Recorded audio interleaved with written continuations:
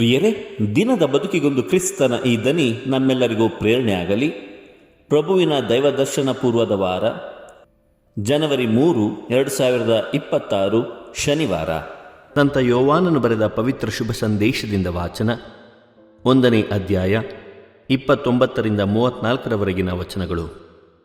ಆ ಕಾಲದಲ್ಲಿ ಯೋವಾನನು ತಾನಿದ್ದಲ್ಲಿಗೆ ಯೇಸು ಬರುತ್ತಿರುವುದನ್ನು ಕಂಡು, ಇಗೋ ನೋಡಿ, ಬಲಿಯರ್ಪಣೆಗಾಗಿ ದೇವರು ನೇಮಿಸಿರುವ ಕುರಿಮರಿ, ಲೋಕದ ಪಾಪಗಳನ್ನು ಪರಿಹರಿಸುವವರು ಇವರೇ. ಇವರು ನನ್ನ ಬಳಿಕ ಬಂದವರಾದರೂ ನನಗಿಂತಲೂ ಮೊದಲೇ ಇದ್ದವರು, ಆದುದರಿಂದ ಇವರು ನನಗಿಂತಲೂ ಶ್ರೇಷ್ಠರು ಎಂದು ನಾನು ಹೇಳಿದುದು ಇವರನ್ನು ಕುರಿತೆ. ಇಸ್ರಾಯೇಲರಿಗೆ ಇವರನ್ನು ತೋರ್ಪಡಿಸಬೇಕೆಂದೇ ನಾನು ನೀರಿನಿಂದ ಸ್ನಾನದೀಕ್ಷೆ ಕೊಡುತ್ತಾ ಬಂದೆನು. ಬರಬೇಕಾಗಿದ್ದವರು ಇವರೇ ಎಂದು ನನಗೂ ತಿಳಿದಿರಲಿಲ್ಲ ಎಂದು ನುಡಿದನು. ಯೋವಾನನು ತನ್ನ ಸಾಕ್ಷ್ಯವನ್ನು ಮುಂದುವರಿಸುತ್ತಾ, ಪಾರಿವಾಳದ ರೂಪದಲ್ಲಿ ಪವಿತ್ರಾತ್ಮ ಸ್ವರ್ಗದಿಂದ ಇಳಿದು ಬಂದು ಅವರ ಮೇಲೆ ನೆಲೆಸುವುದನ್ನು ನಾನು ನೋಡಿದೆನು. ಬರಬೇಕಾಗಿದ್ದವರು ಇವರೇ ಎಂದು ನನಗೂ ತಿಳಿದಿರಲಿಲ್ಲ.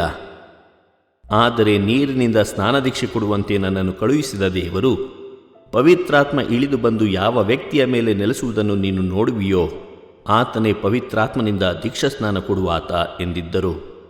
ಅದನ್ನು ನಾನು ಕಣ್ಣಾರಿ ನೋಡಿದ್ದೇನೆ. ಆದುದರಿಂದ ಅವರೇ ದೇವರ ಪುತ್ರನೆಂದು ಸಾಕ್ಷಿ ನೀಡುತ್ತಿದ್ದೇನೆ ಎಂದು ಹೇಳಿದನು. ಪ್ರಭುವಿನ ಶುಭ ಸಂದೇಶ. ಕ್ರಿಸ್ತರೇ ನಿಮಗೆ ಸ್ತುತಿ ಸಲ್ಲಲಿ. ಚಿಂತನೆ. ಪ್ರಭು ಯೇಸು ಕ್ರಿಸ್ತರಲ್ಲಿ ಆತ್ಮೀಯರೇ, ಕ್ರಿಸ್ತನನ್ನು ಅರಿತವರು ಪಾಪರಹಿತ ಮಾರ್ಗದಲ್ಲಿ ಸಾಗುವರು. ಮಾನವರೆಲ್ಲರೂ ದೇವರ ಮಕ್ಕಳು. ದೇವರ ಮಕ್ಕಳೆಂದ ಮೇಲೆ ನಾವು ದೇವರ ಆಜ್ಞೆಗಳನ್ನು ಕೈಗೊಂಡು ನಡೆಯುವವರಾಗಬೇಕು. ಯಾರು ದೇವರ ಆಜ್ಞೆಗಳನ್ನು ಉಲ್ಲಂಘಿಸುತ್ತಾರೋ ಅವರು ಪಾಪ ಮಾಡುತ್ತಾರೆ. ಆದ್ದರಿಂದ ದೇವರ ಆಜ್ಞೆಗಳನ್ನು ಉಲ್ಲಂಘಿಸದಂತೆ ಎಚ್ಚರಿಕೆ ವಹಿಸಬೇಕು. ಕ್ರಿಸ್ತನನ್ನು ಅರಿತವರು ಪಾಪರಹಿತ ಮಾರ್ಗದಲ್ಲಿ ಸಾಗುವರು.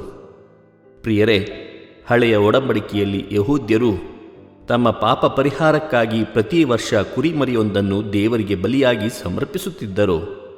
ಇದಕ್ಕೆ ಬದಲಾಗಿ ತಂದೆ ದೇವರಿಗೆ ಸಂತೃಪ್ತಿ ತರುವ ಒಂದು ಪರಿಪೂರ್ಣ ಬಲಿಯ ಅವಶ್ಯಕತೆ ಇತ್ತು. ಆ ಯಜ್ಞದ ಕುರಿಮರಿಯಾಗಲು ಈ ಲೋಕದಲ್ಲಿ ಜನಿಸಿದವರೇ ಪ್ರಭು ಯೇಸು ಕ್ರಿಸ್ತರು. ಇದನ್ನು ಗುರುತಿಸಿ ಜನತೆಗೆ ತೋರಿಸಿಕೊಟ್ಟವರು ಸ್ನಾನಿಕ ಯೋವಾನರು.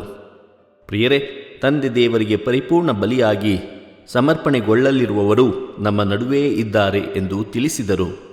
ಇಮ್ಮಾನುವೇಲ್, ಪ್ರಭು ನಮ್ಮೊಡನೆ ಇದ್ದಾರೆ ಎಂಬ ಅರಿವು ನಮಗಿರುವುದಾದರೆ ನಾವು ರಕ್ಷಣೆಯ ಪಥದಲ್ಲಿ ಸಾಗುತ್ತಿದ್ದೇವೆ ಎಂದು ತಿಳಿದುಕೊಳ್ಳಬಹುದು.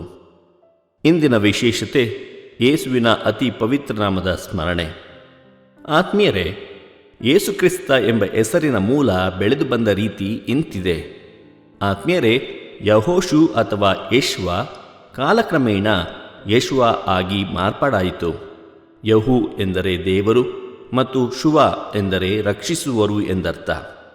ಯೆಹೋಶುವ ಎಂಬ ಮೂಲ ಪದದಿಂದ ಯೇಸು ಅಂದರೆ ಗ್ರೀಕ್ ಭಾಷೆಯಲ್ಲಿ ಯೇಸುಸ್ ಎಂಬ ಹೆಸರು ಬಂದಿದೆ.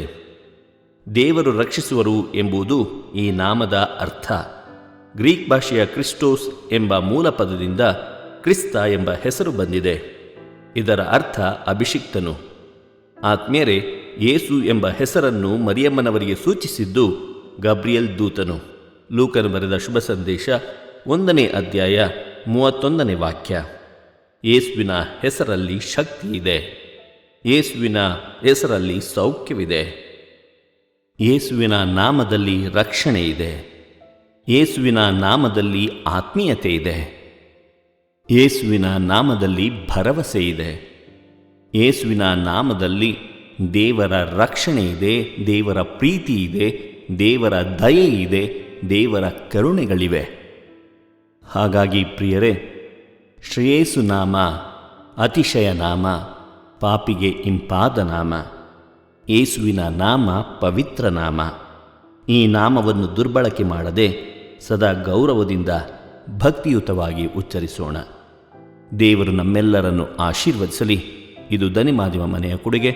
ಧ್ವನಿ ವಂದನೆಯ ಸ್ವಾಮಿ ಶಾಂತಕುಮಾರ್ ಜೆ, ಬೆಂಗಳೂರು ಮಹಾಧರ್ಮಕ್ಷೇತ್ರ.